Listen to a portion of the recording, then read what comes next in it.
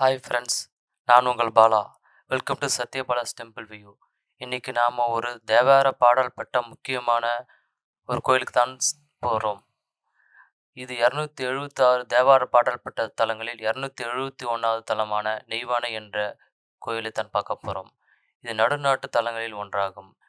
இது எங்கே இருக்குன்னா கள்ளக்குறிச்சி மாவட்டத்தில் கள்ளக்குறிச்சியிலிருந்து சுமார் 40 கிலோமீட்டர் தொலைவிலும், உளுந்தூர்பேட்டையிலிருந்து சுமார் 15 கிலோமீட்டர் தொலைவிலும், சென்னையிலிருந்து 217 கிலோமீட்டர் தொலைவிலும் உள்ளது.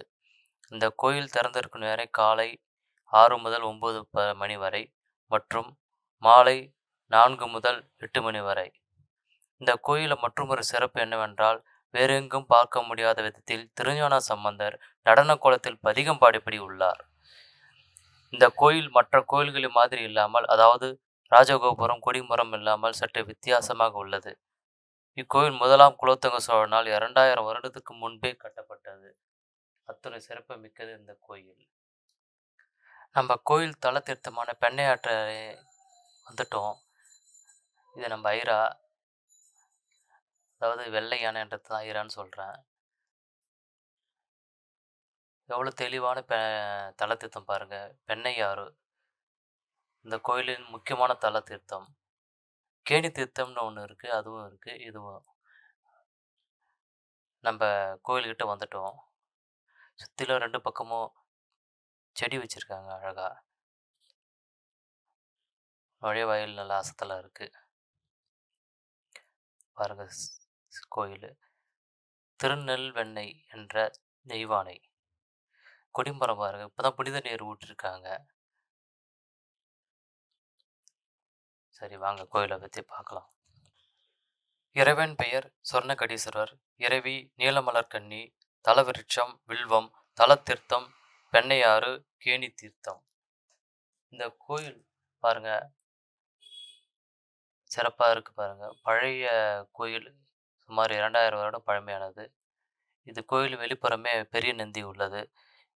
2 கால்களையும் சப்பனமிட்டு பவ்யமாக இருக்கிறார் பெரிய நந்தி. இது ஒரு சிறப்பு அம்சம்.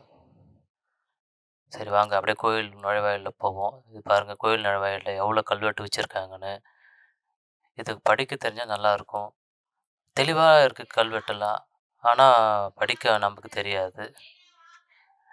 பாருங்கள், சிறப்பான கல்வெட்டுகள்.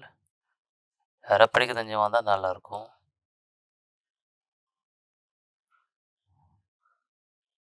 ஏகப்பட்ட கல்வெட்டுகள் இருக்குது. நம்ம நுழைஞ்ச உடனே சொர்ணகடீஸ்வரரோட மூலஸ்தானம் தான் நம்ம கண்ணுக்கு தெரியுது. அப்படியே இங்கே சிறிய நந்தி வச்சுருக்காங்க பாருங்கள் முன்னாடி.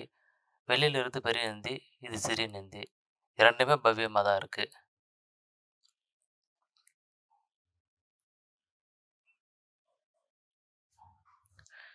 இந்த கோயிலின் மூலவரான ஸ்ரீ சொர்ணகடீஸ்வரரை ஸ்ரீ வெண்ணையப்பர், பொற்கொடும் அருளிய நாயனார் என்றும் பல பெயர்கள் கொண்டு அழைக்கப்படுகிறார். இந்த கோயிலை பற்றி ஞானசம்பந்தர் பல பதிகங்களை பாடியுள்ளார். அதில் முக்கியமான ஒன்றை பார்ப்போம். நீக்கிய புனலணி நெல்வெண்ணை மேவிய சாக்கிய சமன் கெடித்தீரே, சாக்கிய சமன் கெடுத்தீருமைச் சார்வது பாக்கியமுடையவர் பண்பே. இதன் பலன் என்னவென்றால், நீங்கள் பாக்கியம் செய்திருந்தால் மட்டுமே இந்த கோயிலை வந்து இறைவனை தரிசிக்க முடியும். மூலஸ்தானத்துக்கு பக்கத்துலேயே விநாயகர் இருக்கிறாரு. அப்படியே நம்ம மூலஸ்தானத்துக்கு போயிட்டு சாமி தரிசனம் பண்ணுவோம். ஸ்ரீ சொர்ணகடீஸ்வரரை பாருங்கள். பார்த்தாவே சொர்ணம் சேரும் என்பது ஐதீகம். சரி, வாங்க அப்படியே பிரகாரத்தை பார்ப்போம். இங்கே பிரகாரத்தில் நுழையும் போதே உங்கள் நால்வர் சன்னதி வச்சுருக்காங்க பாருங்கள். இதில் வந்து ஞானசம்பந்தர் பாருங்கள் நடன கோலத்தில் இருக்கிறார். இதன் சிறப்பு என்னவென்றால், ஒரு கதையே உண்டு, அது சொல்கிறேன். இந்த கோயிலுக்கு ஞானசம்பந்தர் வர முயற்சிக்கையில் வழி தெரியாமல் இந்த ஊர் அருகில் இருக்கும் அப்போது எதிர்கொண்டவாடி என்று அழைக்கப்பட்டது தற்போது எதிலவாடி என்ற மருவி உள்ளது. அந்த ஊரில் நின்று சாமியையும் அம்பாளையும் பிரார்த்தனை செய்யும் போது சாமி அம்பாளை தூதுவிட அம்பாள் அசிரீராக ஞானசம்பந்தரை எதிர்நோக்கி அழைத்து வர இக்கோயில் வாசலில் இறைவனும் இறைவியும் நிறைவிழி சடையுடன் எதிர்நோக்கி வரவேற்றனர். அப்போது ஞானசம்பந்தர் பாடிய பதிகம் இங்கே பொறிக்கப்பட்டுள்ளது.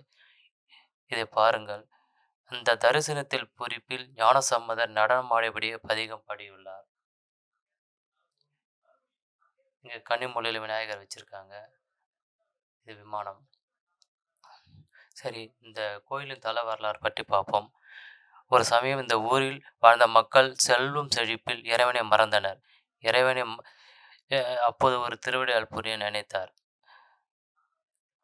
அதன் பயனாக புயலையும் மழையும் வரவழைத்து வயல்களை நீரால் மூழ்கச் செய்தார்.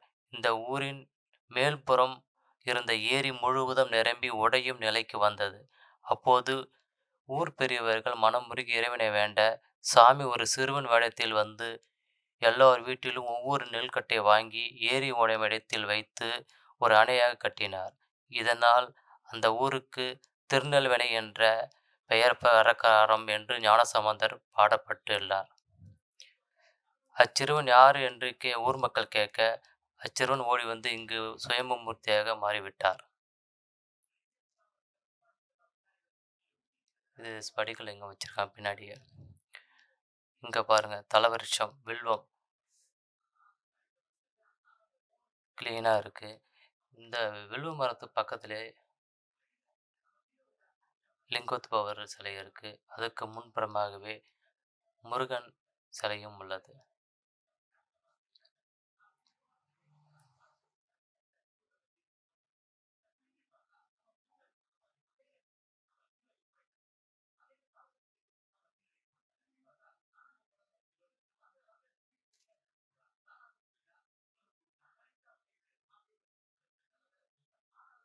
இங்கே சம்பந்தரோட சிலையை தான் வச்சிருக்காங்க. தெளிவா இருக்கு.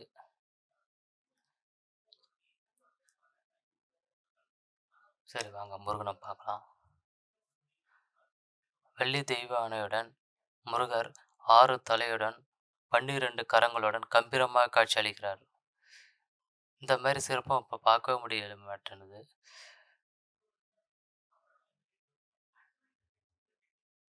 எவ்வளோ தத்துரூபமாக சிறப்பாக இருக்கு பாருங்க.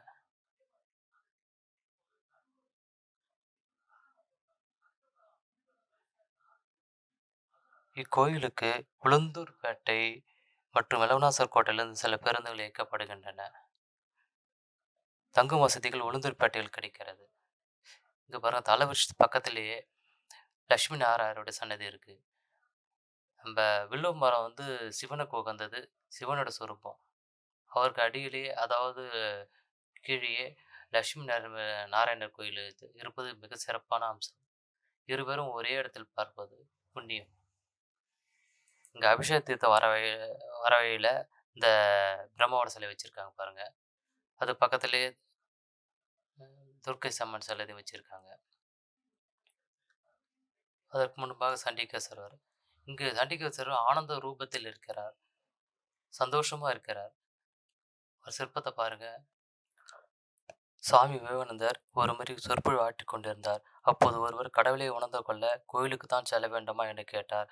அதற்கு அவர், தாகமாக உள்ளது, குடிக்க தண்ணீர் கொண்டு வாருங்கள் என்றார்.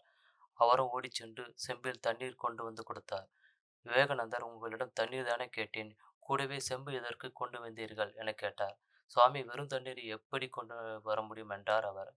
அதுபோலவே கடவுளை உணர்ந்து கொள்ள கோயில் தேவை, அங்கு சென்றால் மனம் தூயமாகும் என்று விவேகானந்தர் சொன்னார்.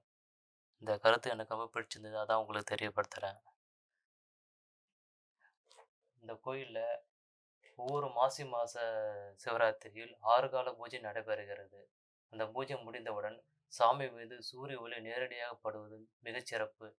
அதை காண கண் கோடி வேண்டும். இது கேணி தீர்த்தம், தெளிவான நல்ல பெரிய கிணறு. இங்கேருந்து தான் அபிஷேகத்துக்கு தண்ணி கொண்டு போகிறாங்க. நல்லா பாருங்கள்.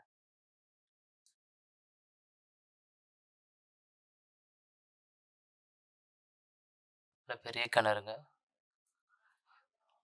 இந்த கிணத்துக்கு பக்கத்திலே தான் அம்பாள் சன்னதி, நீலமலர் கன்னி சன்னதி. அம்பாலும் அதிகத்தை மாரி அழகாக இருக்காங்க பாருங்க.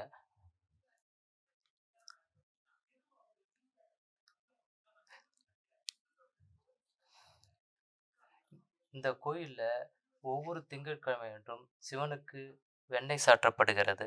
மறுநாள் அந்த வெண்ணெய் பிரம்ம முகூர்த்தம் முடிந்தவுடன் பிரசாதமாக கொடுக்கப்படுகின்றது.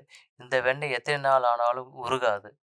மேலும் அந்த பிரம்ம முகூர்த்தத்தில் சாமியை வழிபட்டு விளக்கேற்றினால் கண்டிப்பாக 1 மாதத்தில் நிறைவேறிவிடும் என்பது இங்கு பிரசித்தம்.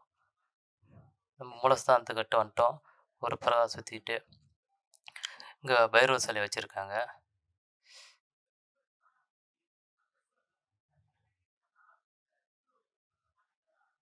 இந்த மதில் சுவரில் அங்கே 2 சிற்பம் காணப்படுது. என்ன சிறப்புன்னு தெரியல. பாருங்க. உங்களுக்கு தெரிஞ்சிருந்தா கீழே செக்ஷனில் சொல்லுங்க.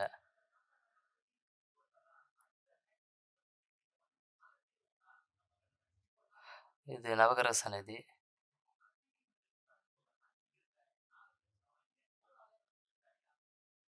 மேலும் விடுபட்ட தகவல் தங்களுக்கு தெரிந்திருந்தால் கீழே உள்ள கமெண்ட் பாக்ஸில் தெரியப்படுத்தவும். இந்த மாதிரி சில கோயில் தான் அமைதியாக காற்றோட்டமாக இருக்குது. இந்த கோயில் எனக்கு ரொம்ப பிடிச்சது. நீங்களும் ஒரு முறை வந்து அந்த சிவனின் அருவருளை பெறும்படி அன்புடன் அழைக்கிறேன். இந்த வீடியோ உங்களுக்கு பிடிச்சிருந்தா நண்பர்களுக்கு ஷேர் பண்ணுங்கள். நன்றி, வணக்கம்.